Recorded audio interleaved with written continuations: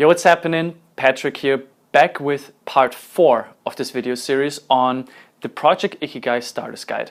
And in today's video, we're gonna learn how to virtually learn anything, any skill. And I'm gonna go through it step by step, so make sure to take notes. But before we get into this video, if you think someone could benefit from it that you know, share that video. Comment if you have questions, subscribe if you're not subscribed yet, and if you think it deserves a like, drop it a like. So without further ado, let's go into part 4 on how to learn virtually anything. The following video will break down both contemporary research findings and my own experience in learning certain skills such as playing chess, public speaking, powerlifting, and many, many more. I have to admit I'm a little bit of a nerd, so I love just learning new stuff. But first of all, let's go into the scientific literature. What does it say? Let's look at exceptional performers in the field and novices and see what is the difference. Research has shown over and over that the brains of experts in the field work way differently than the ones of novices. And in a study, they showed these differences very impressively. So there's a study where both experts and novices were instructed to memorize chess pieces on a chessboard. So they were shown it for just a flash, just very shortly, and they had to memorize where the pieces were standing. The interesting result was that experts were way better at it than novices. But one caveat is in that whole data. When the pieces were just assembled completely at random, they were the same. They were both performing the same, the experts and the novices. But if they were placed in a strategic way, the experts were better. But why? So we addressed before that our working memory is said to be limited to 7 ± 2 pieces of information. Piece of information could mean one piece on the chessboard, but it could also mean a formation of chess pieces on the board. And that's where it comes in. An expert is better at chunking together multiple pieces on the chessboard, whereas the novice is not able to do that because they never learned strategy, they never learned certain positions. So they memorize each individual piece individually. So they are limited by their working memory, which is 7 ± 2 pieces of information. Whereas the expert uses a workaround and chunks together a bunch of pieces into positions, and therefore it's better to recall it. In this example, we can see the power of what we call mental representation. Mental representation, well, is self-explanatory. Of course, we represent a certain, in our mind, we represent in our mind a certain movement, a certain positioning, whatever it may be. And that's something we can practice over time.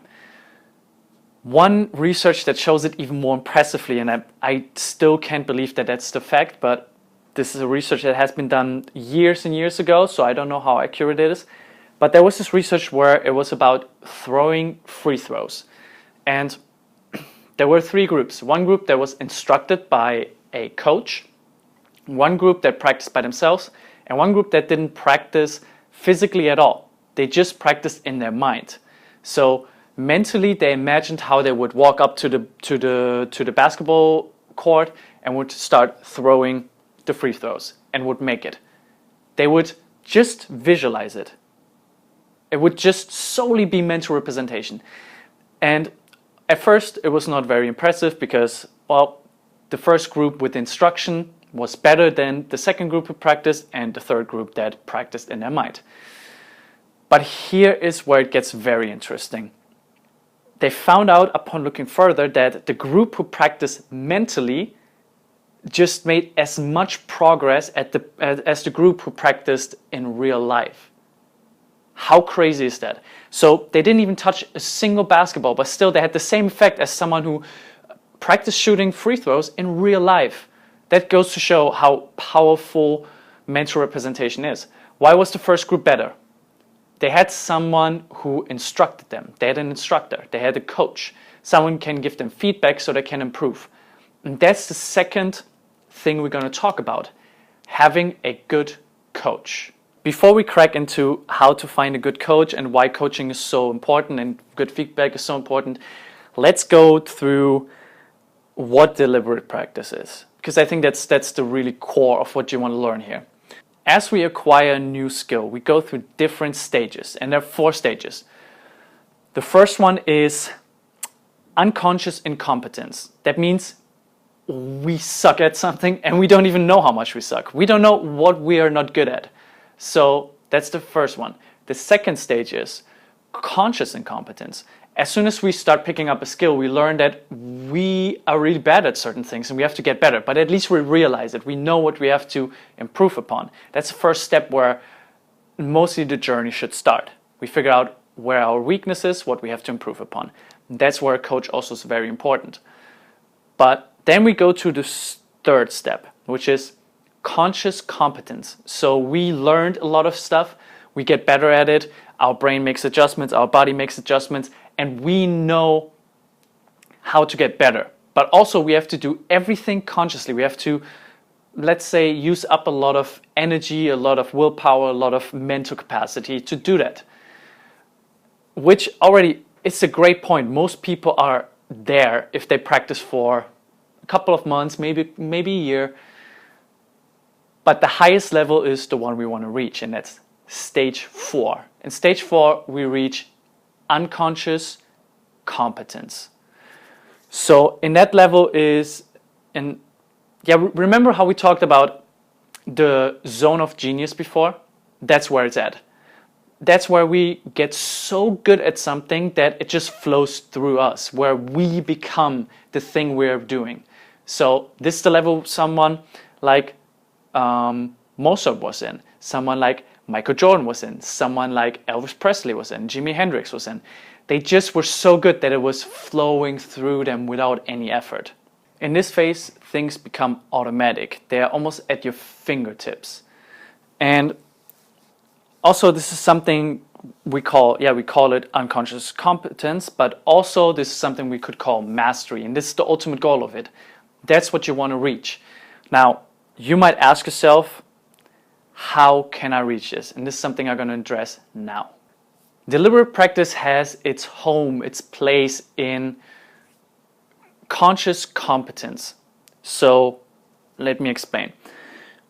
When you're in that phase, you want to deliberately practice certain things that you're bad at. So it is the analysis, then feedback loop of what you're good at, what you're bad at, improvement, and then you go through this loop over and over and over and over. In the beginning you can do that yourself because, well, you can pick up on what you're good at, what you're bad at. It's very glaring because you have a lot of like holes in your armor, you have a lot of like weaknesses.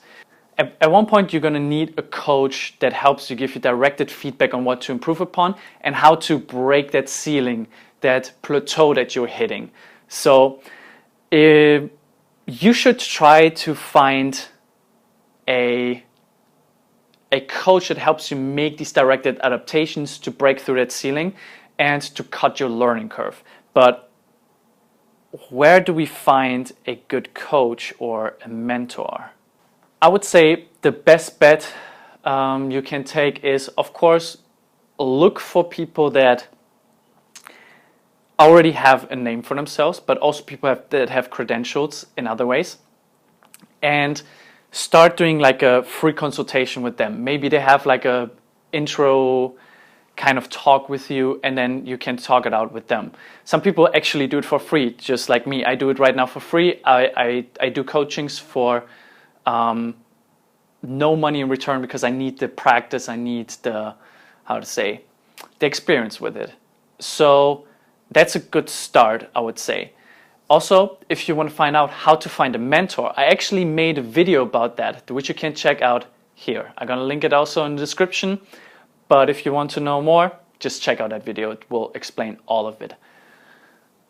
So, now in this video, we learned how to learn virtually anything. We learned what deliberate practice is, what steps you want to take to get to a point where you're in conscious competence or unconscious competence, and we learned what mentor representation does and how we can use it to become better. In the next video, I'm gonna go from the theory to the practice, and I'm gonna explain you one example on how people learn certain things. And I'm gonna break down how babies learn language, which is super interesting, super impressive. You're gonna learn a ton from that. So if you found that video informative, make sure to drop it a like. If you have any questions, make sure to comment. If you think someone could benefit from this, share this video and subscribe if you're not subscribed yet. And I'm gonna see you guys in the next video, but until then, peace.